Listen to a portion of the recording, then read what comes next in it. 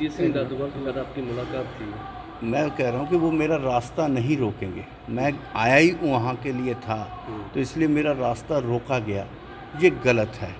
सो इसलिए हमने ये कहा है कि अगर हमें जाने से रोकना है तो इसके लिए एससी कमीशन का रास्ता रोकना ये भी एक अपराध है, और उस अपराध में रास्ते में अवरोध खड़े करना, जाने ना देना, सरकारी काम में विघ्न डालना और अनुसूचित जाति है जो क्या, तो इसलिए अनुसूचित जाति के साथ अन्याय करना और उसका रास्ता रोकना ये भी एससी एक्ट में अभी आता है। इसमें कोई तो इसलिए मैं वही बता रहा हूँ, इसलिए हमने एसपी साहब से कहा है कि अगर हमारा रास्ता रोकते हैं, नहीं समझने से समझाते, क्योंकि हमारा काम कहीं बराबर पे वैसा ही, अगर उस तरह का नज़रिया हमारा नहीं होना चाहिए। हम एक कमीशन हैं और कमीशन के नाते हमारा एक जो रोल है वो होना चाहिए, ना कि उनकी तरह ही हम भी झगड़े पे उतारू हो, ये हमारा एक कर्तव्य नहीं है।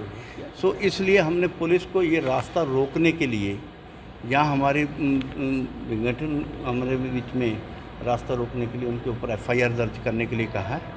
तो पुलिस ने जो कालियावाली थाना है उसमें एफआईआर नंबर 205 दर्ज की है, जिसमें उन्होंने जो धाराएं लगाई हैं उसमें एक जहां पर मुख्य रूप से मैं कैसे कहूँगा कि पीओ एक्ट लगाया है, क्योंकि उसमें रास्ता रोकने के लिए भी है।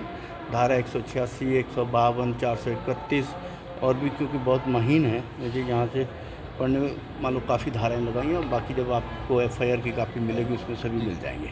और इसके साथ साथ डिजास्टर मैनेजमेंट भी अभी मुझे उसकी प्रिंट आउट दिया है, और ये भी बताया कि एफआईआर नंबर 2205 थाना सिरसा के जो कालियावाली वहाँ पे है। सर आपका प्रोग्राम कैंसिल कर दिया या जाएंगे सर अभी भी? देखिए, ये मेरा कार्यक्रम अभी, क्योंकि मुझे और कार्यक्रम में जाना है, क्योंकि मुझे और भी जगह जाना है, तो अभी तो मैं वहाँ जा रहा हूँ। मीटिंगें तो होती रहेंगी। मीटिंग को रोकना, अगर मेरे को बातचीत से रोकना, तो मेरी तो मीटिंग कहीं भी हो सकती थी।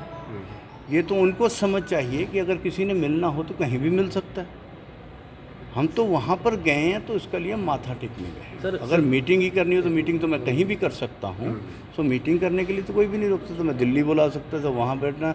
अगर कहीं हमने कोई गुप्त मीटिंग थोड़ी करनी है, हमने क्या करना है, हमने कुछ जो विचार विमर्श, क्योंकि वो गुरुद्वारा हरियाणा गुरुद्वारा प्रबंधक कमेटी के अध्यक्ष हैं, और उस नाते से बहुत सारी चीज़ों को डिस्कस करना भी होता है।